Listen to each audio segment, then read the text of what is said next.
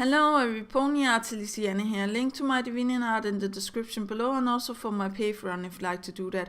Warning, this video will contain pictures from Google and other places that is not mine, so please give respect to the owners of these pictures and copyrights. And also warning, it's going to contain my personal opinion about stuff in My Little Pony, so if you don't like stuff like that, click away or else stay. Yeah, here we go. 3, 2, 1. Okay, yesterday in the Rift we actually talked about how we could see the different on genders on the new changelings design, and I know that I have seen a video where they explained that the jewels around their necks or the crystals that they have around their necks is actually a symbol of them being male, like Forex, he has the crystals around his neck, and some of the changelings designs have also crystals around their necks. So the ones with crystals are male and the ones without is female. But then I was looking a little bit closer and I saw on the some of the ones with crystals actually have pink crystals around their necks, and I was like thinking, maybe it's not a form of gender, maybe it's a form of telling rank, like they had in old, when there were the old changeling design, or how to say that, you could see the difference on rank by some of the changelings having the gear on, or how to say that, having a helmet on or stuff like that. So I do believe it could also be a way to represent rank, but maybe I'm wrong. But I was also thinking about where, Forex is actually using magic, or he's charging up to use magic against Chrysalis, and his color on his gemstones are not changing and they're white. So I do believe that the white coloring is the male species into the new changeling designs, and maybe the ones without gemstones is actually the younglings, or how to call them, the babies, or the ones that are not fully grown yet, or how to say that, the ones you can't see gender on. Maybe they don't have a gender, maybe they are both, who knows. But I was actually thinking that it made a lot of sense if it was all of the white crystals were male and all of the pink crystal ones were female, and the ones without any crystals was the babies or the teenagers, or how to call them, and then they get the crystals when they actually grow up, like ponies get their cutie mark, then the new reformed changelings actually just gets their crystals when they grow up, and that actually determines their gender. Maybe or maybe some of the changelings don't have a gender at all, as I said like before. But I was also like thinking that the old changelings and the new changelings actually will not represent, ants and stuff like we actually fought before. I actually have a new thing that I feel like they're representing more. Now, the old changeling design looks a lot like moths, moths to a flame, like it's flying towards the flame.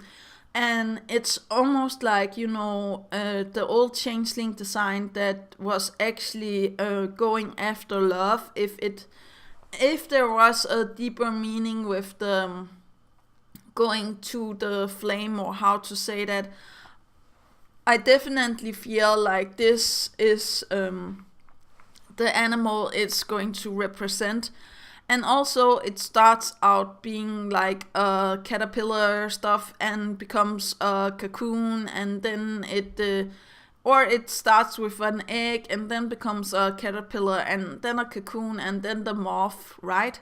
And a moth in real life also eats smaller animals actually, and eats the clothes and stuff like that. and are actually making small groups when they grow up and stuff like that. So I definitely feel like they could also represent moths.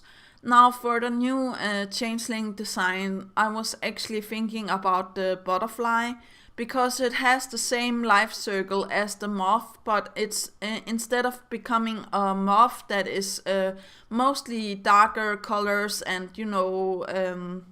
are actually going to the flame, it becomes this beautiful with a lot of colors on it, and it actually goes after flowers instead, eating nectar and stuff like that.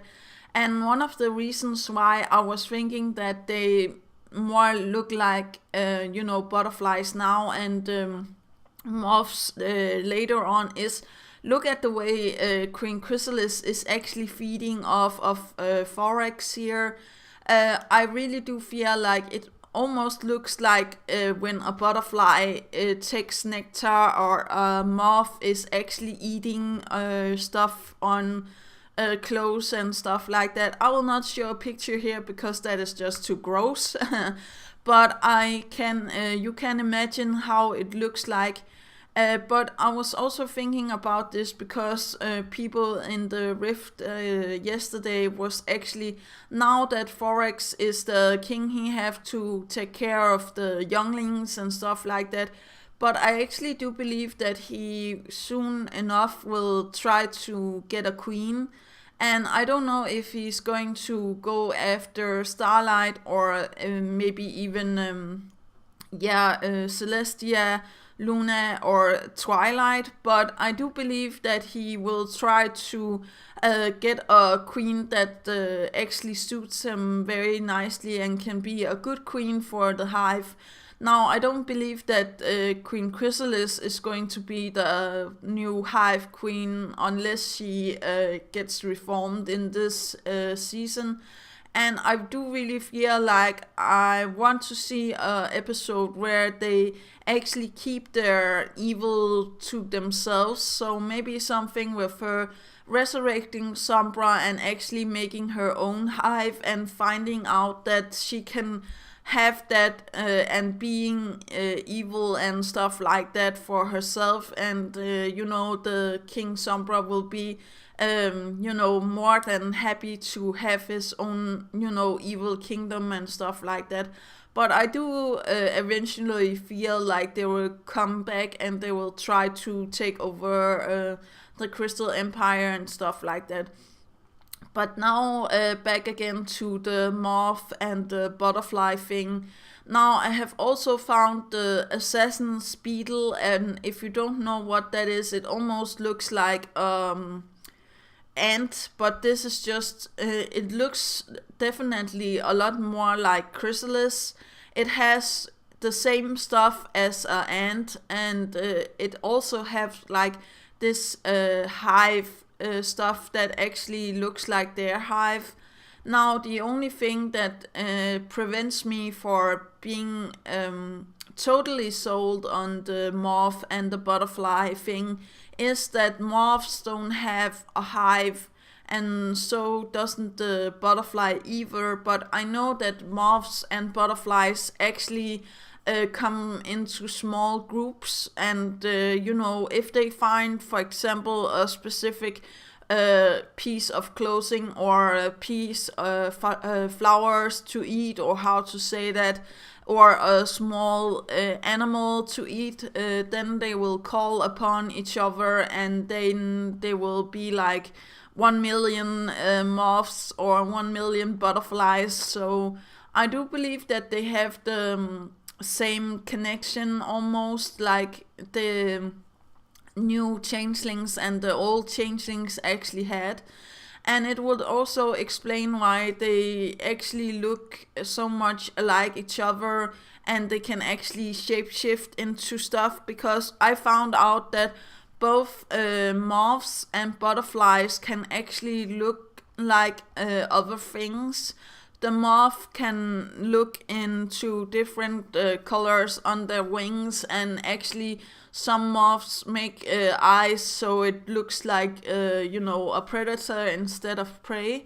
And so does the butterfly. It actually also sometimes make eyes on their wings, or how to say that, to threaten prey and become bright colors, so you will think that it's poisonous and stuff like that.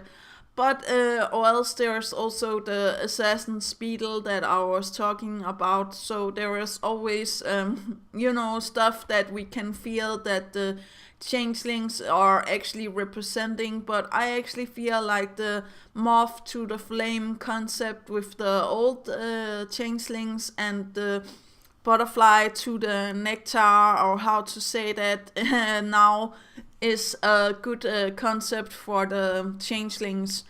But let me know in the comments down below what you feel they're representing. Do remember that inspiration is right around the corner. Do remember to take care of yourself and your loved ones. And that was actually all for today. So yeah, you have a great day. Bye.